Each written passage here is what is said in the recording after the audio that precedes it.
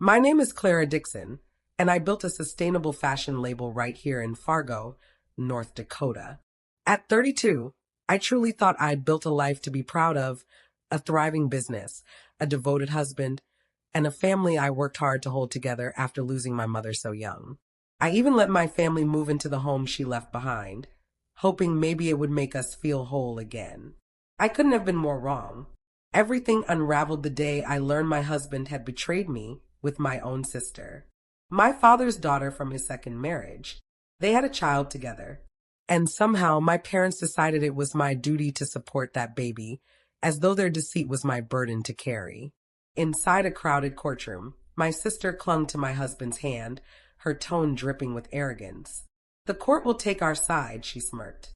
"She's just bitter and alone." Behind her stood my parents, faces full of smug satisfaction, acting like I owed them something for their lies. They believed they could pressure me into giving in, insisting I help raise that child because we were family. But what none of them realized was that I had already uncovered everything. Their little plot to not only rob me of my company, but to take the house my mother had passed down to me. Every word from their mouths had been rehearsed, every show of affection an act. I stood there, heart pounding but unshaken, and smiled. "I don't need to prove my innocence," I said softly. "I just need to show everyone their guilt." What I revealed next destroyed the web they had woven, the same way they tried to destroy me. Want to know how I turned it all around? Stay with me, because the truth cut far deeper than their betrayal. Have you ever faced family expectations that felt like a knife in your back? Share your story below. Let's talk about what it really means to stand your ground. I grew up in a small neighborhood in Fargo, raised by my father and stepmother after my mother passed away. Her name was Helen Dixon, a designer whose sketchbooks filled my childhood memories. She left too soon, taking warmth with her and leaving only a handful of treasured keepsakes behind. My father, Ronald Dixon, didn't stay alone for long. He remarried quickly to Yvonne Perry, and soon after, they had a daughter, Bridget Walsh, a crying newborn who instantly became the center of our home. From the beginning, it was obvious where Yvonne's heart belonged. She adored Bridget, and my father followed her lead, leaving me feeling like an outsider under my own roof. As a kid, I was often the one put in charge of Bridget, her little hands constantly reaching for something. "You're the big sister, Clara," Yvonne would bark, expecting me to manage her daughter. When Bridget spilled juice or cried through the night, the blame always landed on me. My father never defended me, just nodded in quiet agreement as Yvonne scolded. I swallowed the hurt, still craving the belonging that never came. I had already lost my mother, and this fractured family was all that remained. As Bridget grew older, so did my responsibilities. I was the one who fed her, calmed her tantrums, and cleaned up every spill while Yvonne and Ronald went out. Whenever Bridget refused to eat, it was somehow my fault. "Why can't you handle her?" Yvonne would snap, and even as a toddler, Bridget seemed to sense she could get away with anything. School wasn't a refuge either. Bridget, with her charm and sweet smile, won over every teacher, but I was always left to clean up after her. In group projects, she'd chatter away while I did the work, only for her to soak in the praise later. When I tried to speak up, Yvonne called me selfish. "She's your sister," she'd say, as though that somehow excused the unfairness. Ronald would just shrug and mutter, "Work it out, Clara." So I threw myself into schoolwork, hoping my achievements would finally earn their respect. But the sting of their favoritism never dulled. The worst came later in childhood. I kept a small box of my mother's keepsakes, a locket, a few photos, and a soft blue dress she designed herself, its tiny floral embroidery like a piece of her heart. One afternoon, I found Bridget in my room, the dress crumpled and torn along the seams. She tried it on, her careless hand shredding the delicate fabric. My stomach dropped as I lifted the ruined cloth, the flowers frayed beyond repair. "It's just a dress," Bridget said with a shrug. I wanted to scream, but I held it in, already knowing how that would go. When I showed Yvonne the damage, hoping for once she'd understand, her eyes narrowed. "Why didn't you protect it better?" she snapped. Ronald nodded in agreement. They sent me to bed without dinner while Bridget was given a treat to cheer her up. I sat alone, clutching the tattered fabric, tears burning my cheeks. That dress was my mother's dream made real, and they treated it like trash. Worse, they treated me like I didn't matter. That night, something changed. I saw the truth clearly for the first time. Their behavior wasn't just unfair, it was intentional. Yvonne and Ronald kept pushing me aside, always lifting Bridget above me. I started noticing the hushed whispers when I left a room, the exchanged looks whenever my mother's house came up. I didn't yet understand what they were plotting, but I could feel it. I told myself I was imagining things, that no family could be that cruel, but the doubt stayed. Eventually, I stopped chasing their approval. I found a job at a local boutique and saved every dollar, determined to build a life beyond their reach. Yvonne complained that I was neglecting Bridget. Ronald grew distant, his affection saved entirely for his younger daughter. I kept my mother's locket close, a silent promise to keep going. Those years taught me a bitter truth. Family doesn't always mean love. Sometimes, it's just a game you never chose to play. Then everything shifted one warm afternoon. A letter arrived, sealed in my mother's name, Helen Dixon. Her will left me the house we'd once lived in. A modest two-story in Fargo, its walls covered with her dress sketches, bold and full of movement. My hands shook as I signed the papers, my chest swelling with emotion. It was her final gift, something of her I could still hold on to. But peace didn't last. Yvonne Perry, my stepmother, and my father, Ronald Dixon, stood beside me as the lawyer left. "You'll keep the house for us, right?" Yvonne asked, her tone sweet but loaded. I nodded, thinking that family meant sharing, even when they'd never shared much with me. I let them stay, Ronald, Yvonne, and my sister, Bridget Walsh, not out of duty, but because I still longed for a sense of belonging after losing my mother. I wanted to believe this home could bring us together again. Ronald stayed quiet, but the glance he exchanged with Yvonne made my stomach twist. I brushed it off, convincing myself I was creating a home for all of us. Meanwhile, Bridget treated the place like her personal playground, leaving clutter everywhere.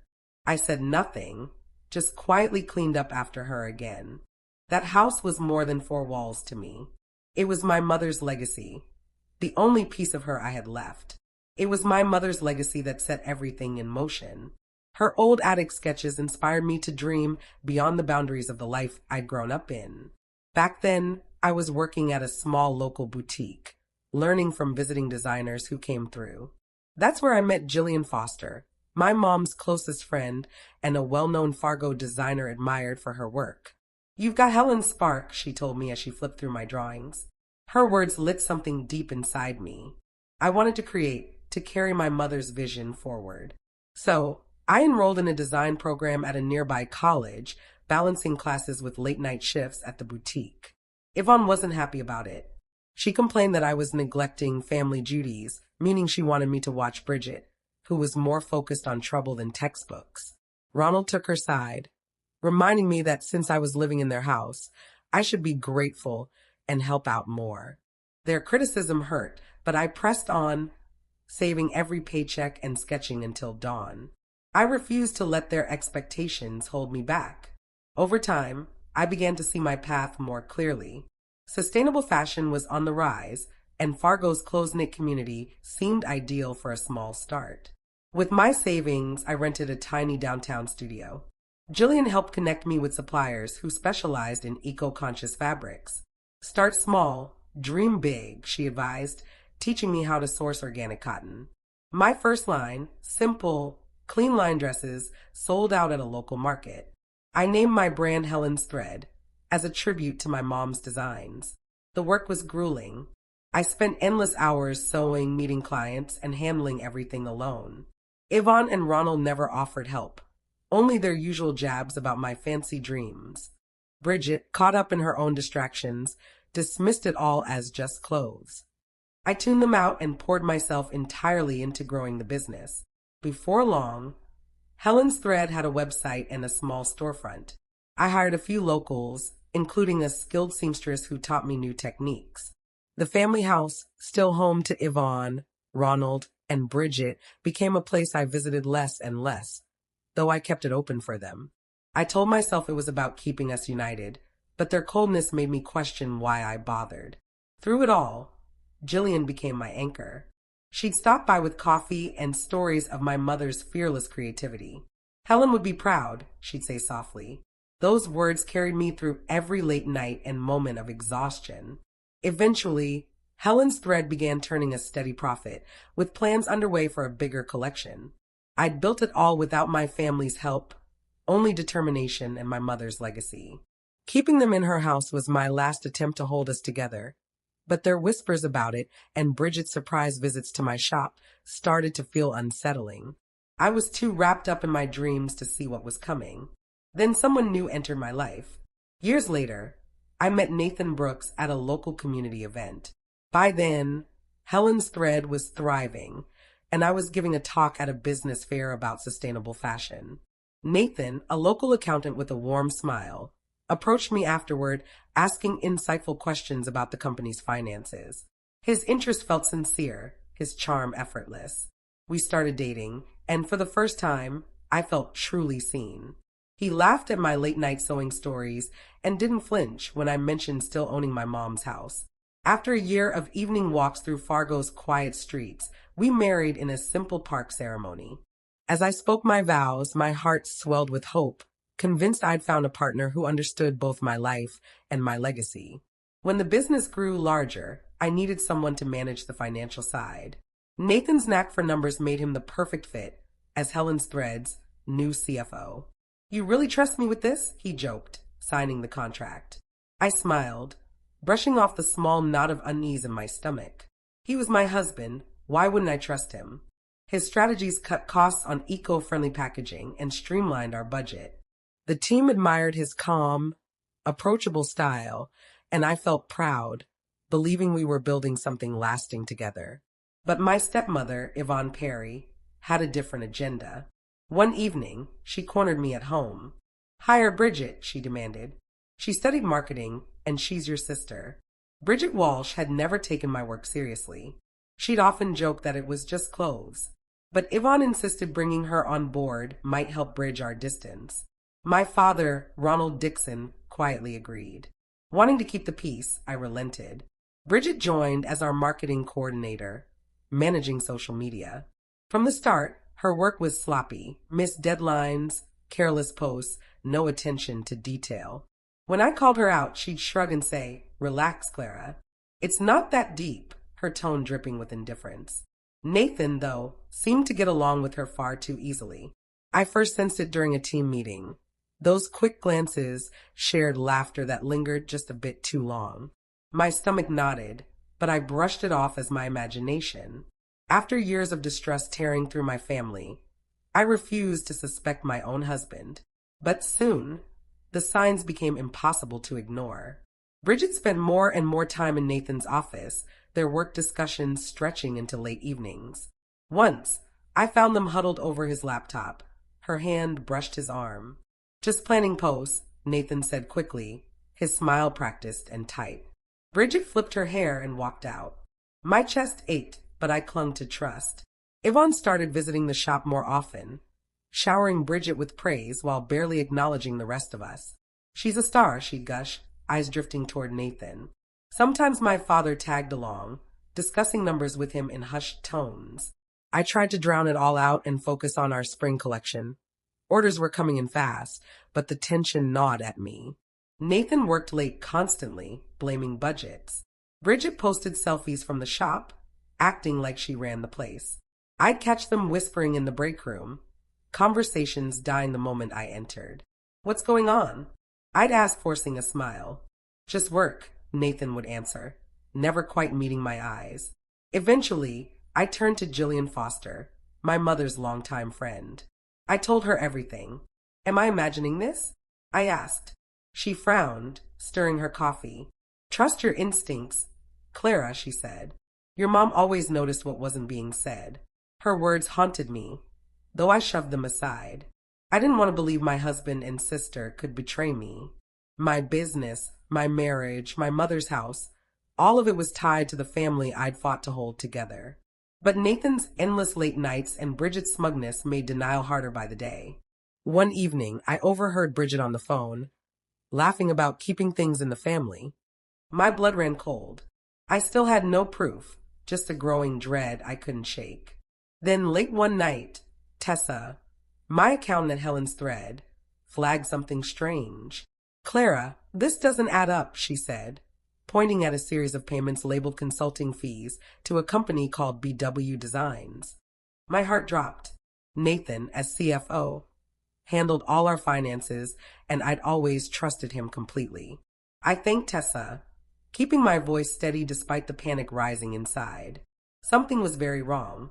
That night, I stayed late combing through records. The payments to BW Designs were small but frequent, buried among normal expenses. No supplier I knew matched the name. Nathan had never mentioned it. My fingers hovered over the keyboard, torn between fear and confrontation. Instead, I went to Derek, our IT specialist since the start of Helen's Thread. Can you look into anything on the server connected to BW Designs? I asked as casually as I could. Derek nodded. Give me a day, he said, already typing. The next evening, he called me into his office, his face pale. You need to see this. He handed me a stack of printed emails. My pulse raced as I read. The messages were between Nathan and Bridget. Their words were unmistakable. They'd been funneling money from Helen's Thread to fund BW Designs, a rival fashion brand. We'll take her market share, Nathan had written. She's too distracted to notice. Bridget's reply made my stomach turn. She'll never suspect a thing. My hand shook. The betrayal cut deeper with every line, and it wasn't just about the money. The emails uncovered far more than I expected. A chain of private messages, late-night meetups, and coded hints about secret encounters at a Fargo hotel. The house will be ours soon, Bridget had written. Yvonne was pushing her to make the next move. My veins went cold. They weren't just trying to take over my business. They were coming for my mother's home, the one I'd generously let my father, Ronald Dixon, Yvonne Perry, and Bridget live in. Suddenly, everything clicked. Yvonne's insistence on hiring Bridget, Nathan's endless late nights, the whispered talks in the break room. It had all been orchestrated. I sat frozen, the words smearing through my tears. Jillian Foster's warning rang in my head. Trust your instincts. I'd brushed off every red flag, desperate to believe in Nathan and in family. But this wasn't a mistake. It was betrayal by design. BW Designs wasn't officially registered yet, but the emails laid out their strategy. Siphon more money, launch their own label, and push me out completely. One message from Nathan was brutally direct. Once we get the house, she's got nothing. Bridget's reply cut deep. She deserves it for thinking she's better than us. I called Jillian, my voice trembling as I poured out everything. What do I do? I asked, clutching the phone like a lifeline. Her voice was steady and firm. You fight, Clara. Your mother built that house, and you built this company. They don't get to take either. Her words anchored me, though the hurt still seared inside. I had given Helen's Thread everything, my love, my marriage, my faith in family, and they had schemed behind my back. The next morning, I met with Derek again and asked him to follow the money trail further. He discovered a bank account under Bridget's name tied to BW Designs, but every deposit had Nathan's approval. The amounts were small enough to avoid suspicion, yet together they totaled thousands. My stomach turned as the truth settled. They'd been bleeding my company for months. Derek hesitated before adding quietly, there's something else. They've been emailing my stepmom too. I scanned the new batch of emails. Yvonne had been coaching Bridget, urging her to secure the house and keep Nathan compliant. Ronald's name never appeared, but his silence in every family dispute now screamed guilt. Whether active or passive, they were all in on it. That evening, I drove to my mother's house, now tainted by what I knew. Yvonne greeted me with her usual sugary tone. Here to check on us, she asked, her smile tight. I nodded, saying nothing as I surveyed the room. Bridget was sprawled on the couch, scrolling her phone, smirking like she held a secret over me. Nathan was working late again. I left without a word, my thoughts racing. The house, my mother's legacy, was their ultimate goal. They thought I'd cave, the way I once surrendered my trust. Back at the shop, I locked the emails in my desk drawer, resolve hardening. I wasn't the naive woman who'd let them live under my roof out of goodwill. I wasn't the trusting wife who ignored the obvious. I started documenting everything, the transactions, the messages, the accounts. Then I called my lawyer, the quiet man who'd managed my mother's will years before. I need to protect what's mine, I told him. He listened intently, promising to look into BW Designs and everyone connected to it.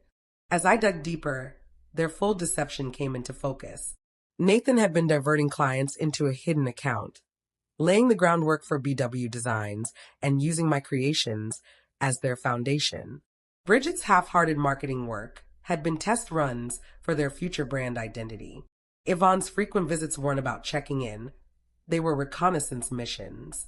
Every sacrifice I'd made to build Helen's thread, every long night and risk I'd taken, had somehow turned into bait for their greed. My father's silence, once just indifference, now felt like betrayal. Sitting alone in my office, the weight of it all crushed down on me. Jillian's words echoed in my mind, "You fight." And I would. They thought they could strip away everything, my mother's home, my company, my trust. But now I held the truth, and it cut deeper than any of their lies. I wasn't prepared for what came next. The following morning, my social feeds exploded with accusations. Posts on X, carefully written by Bridget Walsh, painted me as a cold-hearted tyrant who had abandoned her family. Clara Dixon refused to help her own sister's child. One post declared, gathering thousands of shares from strangers who didn't know a shred of truth. Comments piled up, calling me selfish, greedy, a fraud who'd built Helen's thread on deception. My blood boiled as I scrolled. Each attack was precise, intentional. Bridget wasn't just stabbing me in private anymore. She was smearing me for the world to see. I called Tessa, my accountant, who had already seen the posts. "They're saying you owe them child support," she said, disbelief tightening her voice. "It's Nathan and Bridget, isn't it?" I asked. I nodded to myself, even though she couldn't see me. The emails Derek had uncovered, proof of their affair and their secret plan to launch BW Designs, burned in my mind. They weren't just after my company. They wanted my mother's house too, and now they expected me to fund their child. My stepmother, Yvonne Perry, and my father, Ronald Dixon, had joined the smear campaign, retweeting Bridget's lies and adding their own venom. "Family comes first," Yvonne wrote, her hypocrisy dripping from every word. I drove to the shop, gripping the steering wheel tight. The team fell silent as I entered, their eyes flicking toward me. "We saw the posts," one seamstress whispered. "We're with you, Clara." Their loyalty steadied me, but support wasn't enough. I needed to act. I called a staff meeting, keeping my tone calm but resolute. "Nathan and Bridget are no longer part of Helen's thread," I announced. "They've been working against us." Gasps swept through the room.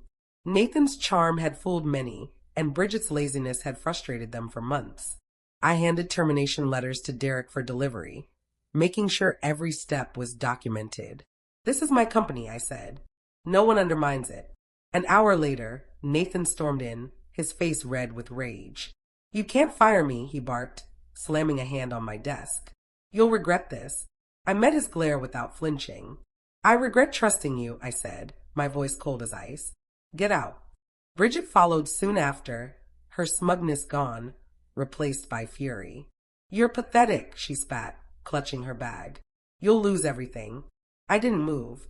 Their threats felt empty now, their betrayal exposed, their lies trapped in the emails locked inside my drawer. The staff watched in silence as the door slammed behind them. But the online attacks didn't stop. Yvonne posted another thread, accusing me of hoarding my mother's house and throwing them out, a complete lie. I had let them live there for years, desperate for family. Ronald reshared her post, adding, "She's turned her back on us."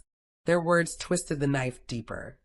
But I wasn't that same desperate woman begging for approval anymore.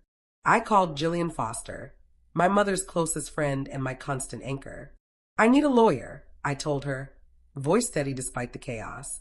"Someone who can fight dirty." Jillian didn't hesitate. "Call Heidi. She's sharp and she owes me a favor."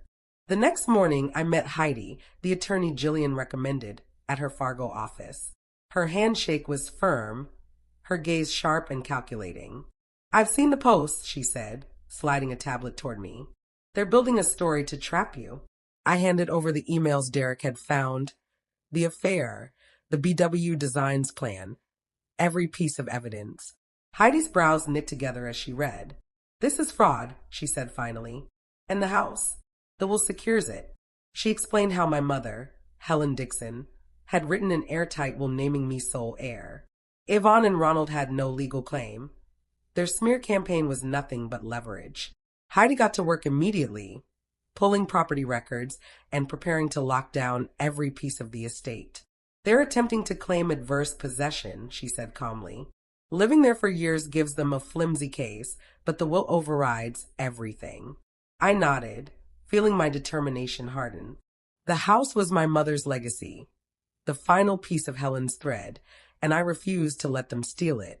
Heidi assured me she would file an injunction to block any action on the property and respond to their falsehoods with a defamation suit. We'll expose them, she promised, her pen tapping against the desk. Back at the shop, I joined Tessa to lock down our accounts. We revoked Nathan's access and reviewed every transaction. Derek performed a full system check to ensure no data had been siphoned to BW Designs. My team rallied around me. Their loyalty became my anchor. Soon, customers began posting in support, sharing memories of Helen's thread and its sustainable mission. Don't let the haters win, one wrote, warming my heart. But the battle was far from over. Bridget's online posts turned venomous, accusing me of cheating her out of her share of the business. Yvonne doubled down, calling me a disgrace to the family. Ronald's silence, his quiet approval of their lies, cut the deepest of all. One evening, I drove to the house. The porch light stretched long shadows across the yard. Yvonne opened the door, a smug smile on her face. Come to beg forgiveness, she asked. I shook my head. I'm here to remind you whose house this is, I said evenly.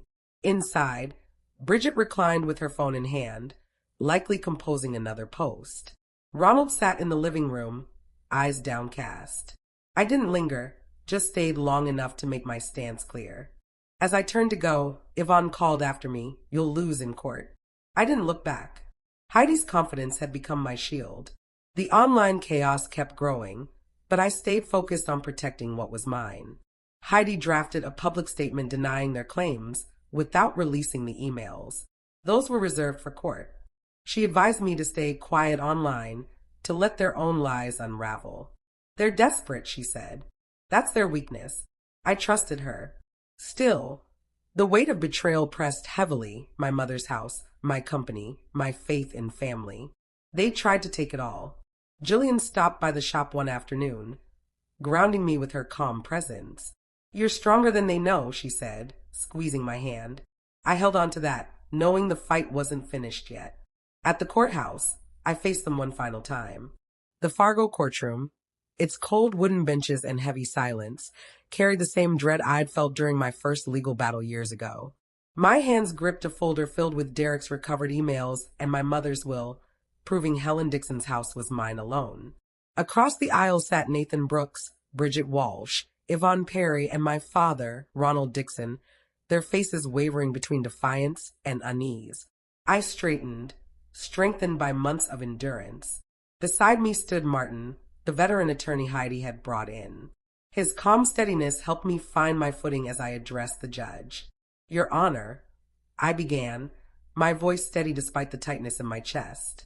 These documents reveal a calculated attempt to steal my company and my mother's home. I handed over the emails, each one laying out Nathan and Bridget's plan to divert money into BW Designs, their shell company. Their personal exchanges hinted at something more between them, but I focused on the fraud. They tried to take everything I built, I said, glancing at my sister. Bridget's eyes narrowed, but she stayed silent. Martin took over, his voice firm and composed. Clara Marie Dixon legally inherited her mother's home under an airtight will, he said, displaying the document signed by Helen Dixon. The defendants, Nathan, Bridget, Yvonne, and Ronald, have no legal claim. He pointed to the emails showing how Nathan, as CFO, funneled thousands from Helen's thread into an account under Bridget's name. This is theft, Martin declared. Their social media campaign was a deliberate effort to coerce Clara into surrendering her assets. The judge's gaze sharpened, fixed on the defendants. Nathan's lawyer countered, claiming the house was a family property since they'd lived there for years. Clara owes them support, he argued, gesturing to Bridget, who clutched her notebook as though it could protect her. Yvonne nodded, her face arranged in false sorrow. Ronald stared at the floor, his silence deafening. Martin quickly presented the bank records Tessa had audited, showing the unauthorized transfers. Adverse possession doesn't apply, he said firmly. The will is explicit and their actions are fraudulent. I watched Bridget shift uncomfortably as Martin detailed her role. Ms. Walsh used her marketing position to test Clara's designs for BW Designs, he said, revealing screenshots of posts nearly identical to Helen's thread style. The judge leaned forward, brow furrowed. I spoke again, my voice breaking through the tension.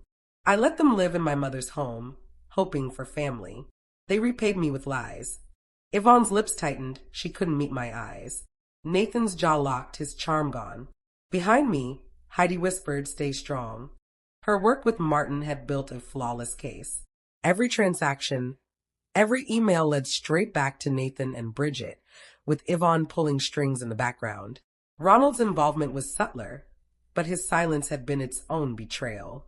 Then Martin presented his final piece, a legally obtained recording where Yvonne urged Bridget to push Clara until she breaks. The judge's expression hardened.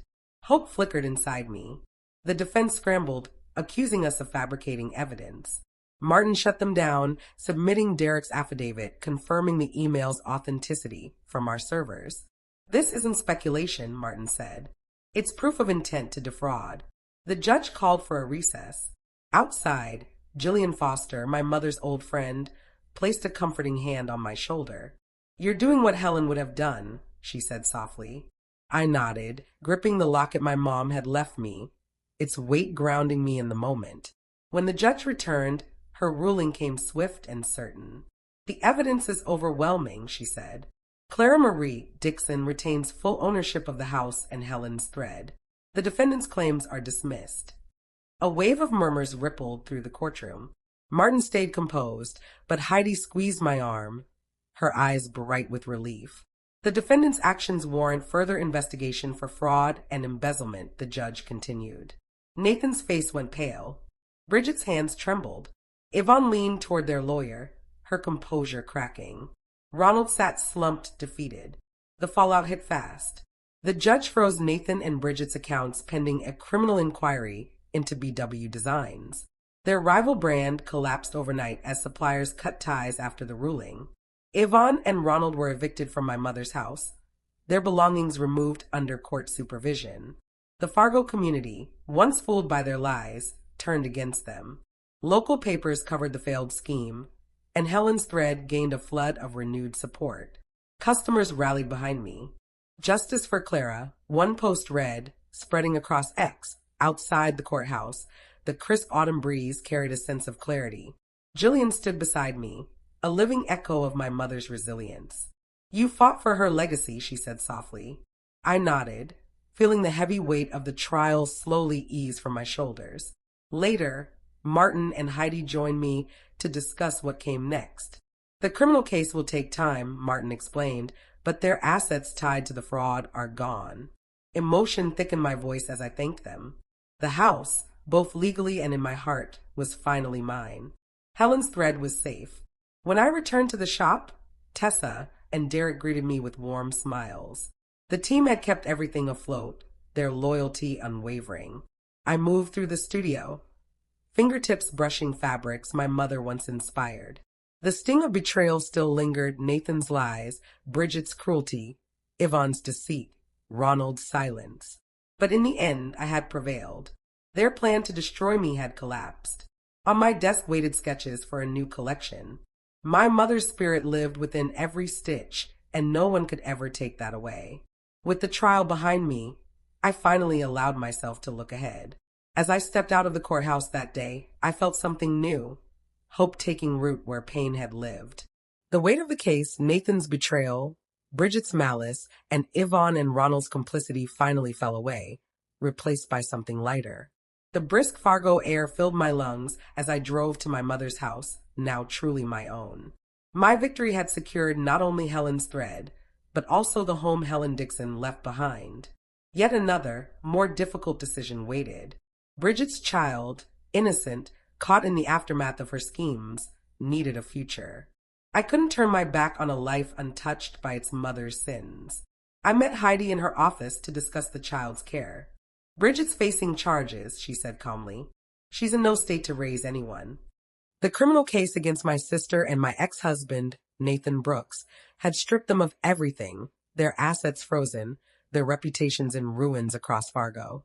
I signed the papers as Clara Marie Dixon, agreeing to take custody. This isn't about her, I told Heidi quietly. It's about doing what's right. Her eyes softened with respect as she nodded. It wasn't an easy choice. My heart ached while I prepared the room, arranging toys, folding soft blankets. Each small gesture reminded me of Bridget's cruelty. Her posts branding me selfish, her emails plotting to steal my company. But the child wasn't her. I called the room Hope's Corner, a silent promise to give a gentler start. Jillian Foster, my mother's dear friend, helped me settle in. You're stronger than I ever was, she said, adjusting the small crib. I smiled faintly. I'm just trying to honor Mom's heart. I cut every tie with my old family. Nathan, awaiting trial, sent a letter begging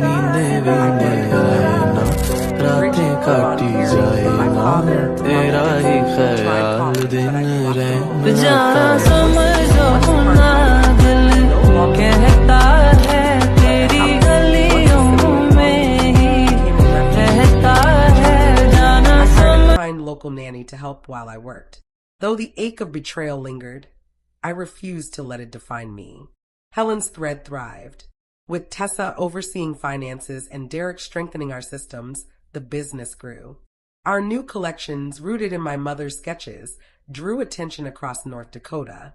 The community that once believed Bridget's lies now stood behind me. Local boutiques stocked our pieces.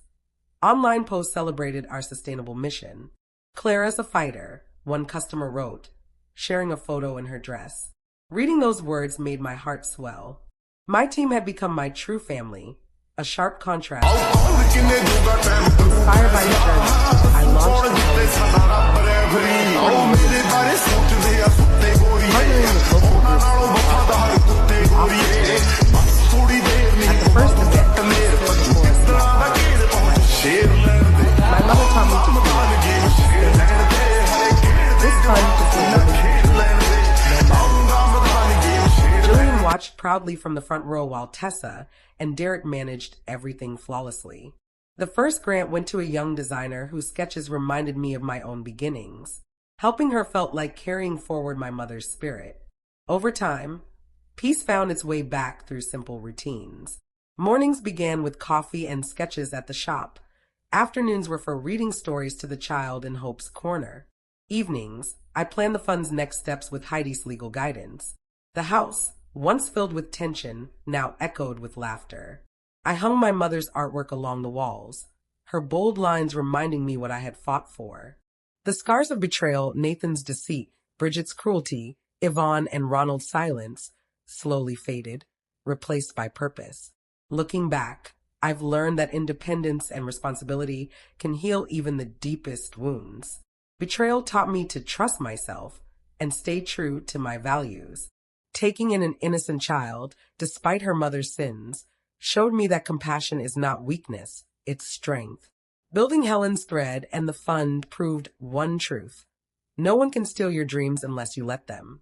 To anyone fighting their own battles, I'd say this: hold fast to what's yours. Protect those who depend on you, and never let betrayal dull your light. My mother's legacy lives within every step I take, and I am stronger because of it.